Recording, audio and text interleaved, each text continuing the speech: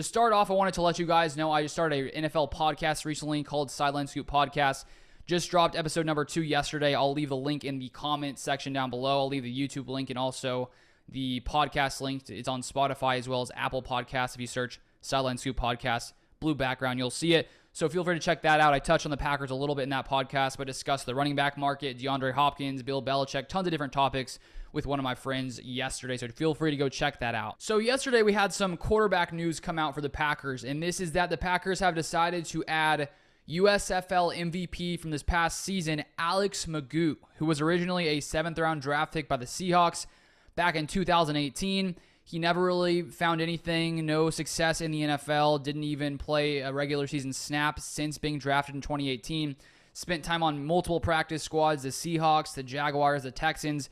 But then he gets picked up by the USFL and plays really, really good in his last season in 2023. If we look at his stats from his USFL time this past year, as I said, MVP, so clearly he played really well in that league. 67.4% completion percentage, 2,105 yards, 20 touchdowns, 5 interceptions, 108.3 rating. No doubt, great season for him. If that was an NFL season, you'd say, oh, maybe, you have something in this guy.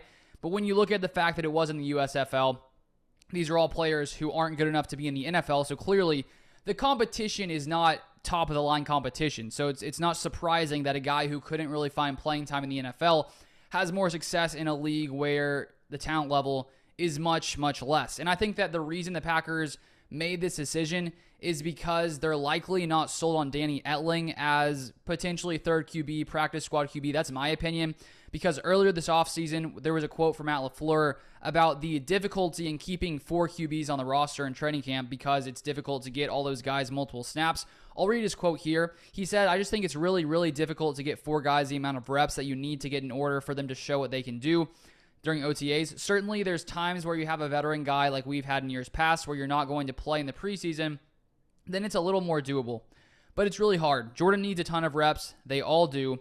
So how do you divvy those up? If we feel like we need a 4th, certainly we will bring one in. So it sounds to me like LaFleur would rather not bring in a 4th QB, which sounds to me like Matt LaFleur is not sold on the backups behind Jordan Love. And personally, I think because of the Packers' investment in Penn State's Sean Clifford in the 2023, this past year's draft, 5th-round draft pick, my guess is they're not sold on Danny Etling. They want to bring in McGough, who clearly has some kind of talent. If you watch his highlights, he looks great. He's pretty, athletic.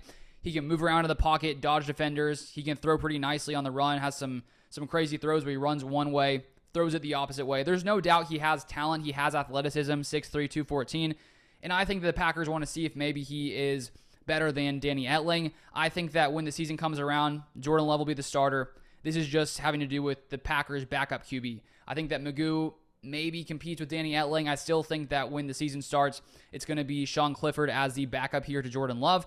But who knows? Maybe McGough shines in training camp, shines in the preseason, and the Packers say, well, maybe we'll have him as the backup. It's a possibility if he can really show something in this preseason in training camp. But my guess is Sean Clifford ends up as the backup. The Packers potentially let go of Danny Etling if they prefer McGough when he comes in here for the Packers. But it's an interesting signing. Jordan Love is the guy here. There's no doubt about that. This is just I think a move for potential backup for Jordan Love to sort of see what the Packers could have in a guy who is an MVP in another league.